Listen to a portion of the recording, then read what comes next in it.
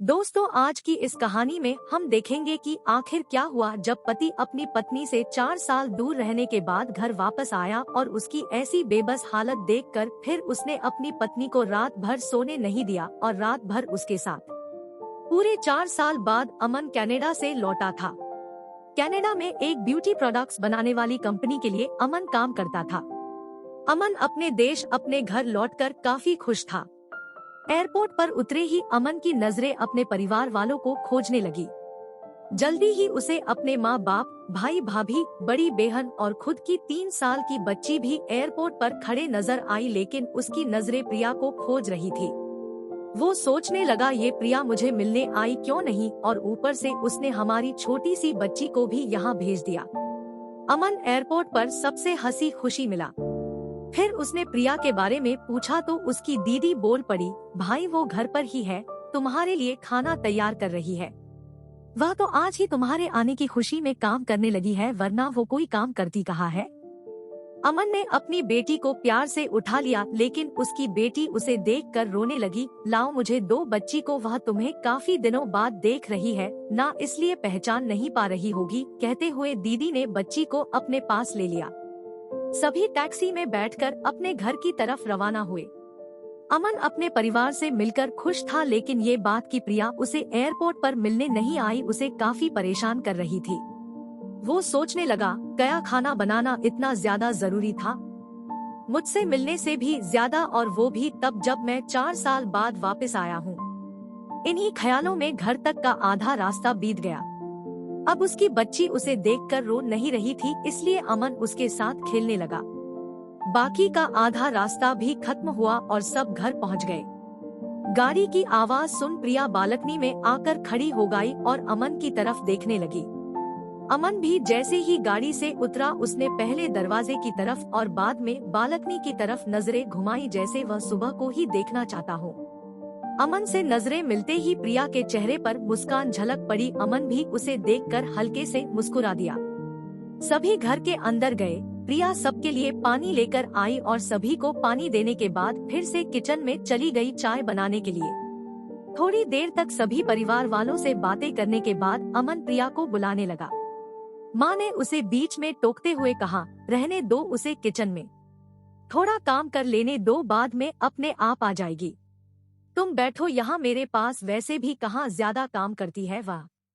अमन यही बात दूसरी बार प्रिया के बारे में सुन रहा था।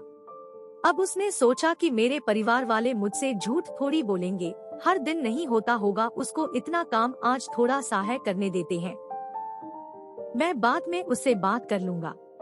अमन अपने परिवार वालों से बातचीत में मगन हो गया। एक के बाद एक रिश्तेदार और पड़ोसी अमन को मिलने आते रहे और प्रिया को किचन से बाहर निकलने का समय ही नहीं मिला। सभी के लिए चाय बनाना, नाश्ता बनाना, यही करते करते शाम हो गई। शाम होते ही अकेली प्रिया इस बड़े से परिवार का खाना बनाने में जुट गई। 2 घंटे बाद सभी परिवार वाले खाना खाने के लिए डाइनिंग टेबल पर बैठे थे, सिवा प्रिया के। अमन चाहता था कि प्रिया भी उसके साथ बैठकर खाना खाए, लेकिन फिर माँ ने कहा, अगर वह भी खाना खाने बैठ जाएगी तो सबको परोसेगा कौन? सभी के खाना खाने के बाद प्रिया ने अकेले खाना खाया। रात को सोने के वक्त अमन और प्रिया अच्छे से मिल पाए। अमन प्रिया के साथ काफी बातें करना चाहता था, लेकिन वह उसके चेहरे पर थकान और नींद अच्छे से देख सकता, इसलिए उसने प्रिया को परेशान न करने का फैसला किया और उसे सोने दिया। प्रिया सोने ही वाली थी कि उसकी छोटी बच्ची रोने लगी, तो प्रिया तुरंत उठकर उससे दूध पिलाने के लिए चली गई। अमन कब सो गया उसे पता ही नहीं चला। जब सुबह बच्ची की रोने की आवाज आने लगे तो अमन उठा और प्रिया को पुकारने लगा। जब प्रिया पास नहीं दिखी तो उसने बच्ची को चुप कराया और फिर से सुला दिया। अमन बाद में प्रिया को देखने लगा तो प्रिया उसे फिर से किचन में मिली, जो सुबह सुबह ही जल्दी उठकर घरवालों के चाय नाश्ते की तैयारी में लग गई थी। अब अमन सोचने लगा, माँ और दीदी तो कहती थी कि प्रिया ज्यादा काम नहीं करती, लेकिन जो मैं देख रहा हूँ वो तो कुछ और ही है। अमन अब सब समझ गया था, पर वो अपनी माँ को ऐसा नहीं बोल सकता था कि प्रिया से ज्यादा काम ना कराया करो, इसलिए अब उसने खुद ही प्रिया की मदद करना शुरू कर दिया था। अमन के हाथ बटाने से प्रिया को थोड़ा अच्छा लगने लगा था। पहले जहां उसका चेहरा थकान से उतरा रहता था, अब उस पर थोड़ी थोड़ी चमक आने लगी थी। अमन ने कुछ दिनों में ही ये महसूस कर लिया था कि प्रिया अब वो प्रिया नहीं रही थी जिसे अमन शादी करके लाया था। वो तो कोई और थी, जो तोते की तरह बोलती थी, और ये प्रिया तो बिल्कुल चुप है, गुमसुम है। ऐसा लगता है जैसे किसी के दबाव में हो, किसी डर की वजह से सहमी हुई हो। अमन प्रिया को उसके काम में और ज्यादा मदद करने लगा। अमन का ऐसा व्यवहार अब घरवालों को खटकने लगा। घर के सभी बड़ों और उसकी दीदी ने मिलकर अमन को समझाया, तुम अपनी बीबी की मदद करते हो, उससे हमें कोई ऐतराज नहीं है, लेकिन तुम्हें भी एक हद तक ही ऐसा करना चाहिए। जब तक कोई तुम्हें ऐसा करता न देख रहा हो तब तक सब ठीक है, लेकिन जब कोई तुम्हें बीवी के होते हुए बर्तन धोते देखे तो वो अच्छा थोड़े ही लगता है। और सोचो, आगे चलकर प्रिया को तुम्हारे हेल्प की आदत पड़ गई तो तुम्हारा अपना काम में ध्यान लगाना मुश्किल हो जाएगा। अमन हमेशा से ही अपने परिवार वालों की बात मानता आया था। जिस तरह से सबने अमन को समझाया था, अमन भी उनकी बातों में आ गया। अब अमन प्रिया की मदद करने से कतराता था। कभी कभार वह बच्ची के लिए दूध गर्म कर लिया करता, उससे ज्यादा कुछ नहीं। घर वालों ने अमन को विदेश जाने से मना कर दिया और कहा कि यहीं पर कुछ काम कर लो। अमन ने अब घर से ही ब्यूटी प्रोडक्ट्स ऑनलाइन बेचना शुरू कर दिए।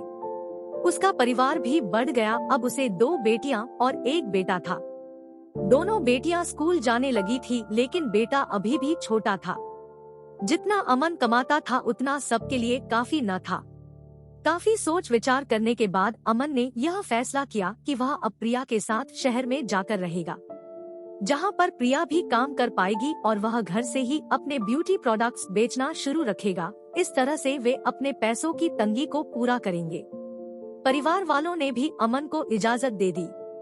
अमन चाहता था कि माँ भी उसके साथ रहे, लेकिन माँ को शहर में आना मंजूर न था। माँ बड़े भाई के साथ रहने लगी।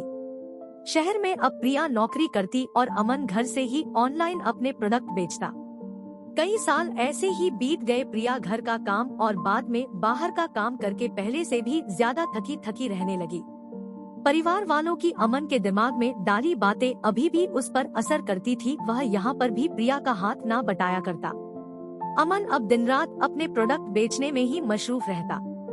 कभी कभी प्रिया उससे कहती कि मुझे अच्छा नहीं महसूस हो रहा है, मुझे डॉक्टर के पास ले चलो।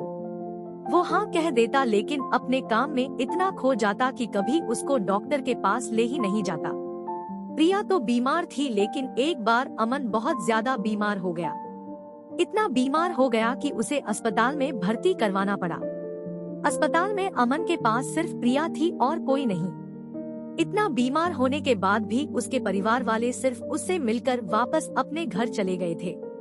उसका सहारा बनने के लिए, उसकी तकलीफ बांटने के लिए कोई भी उसके साथ नहीं था।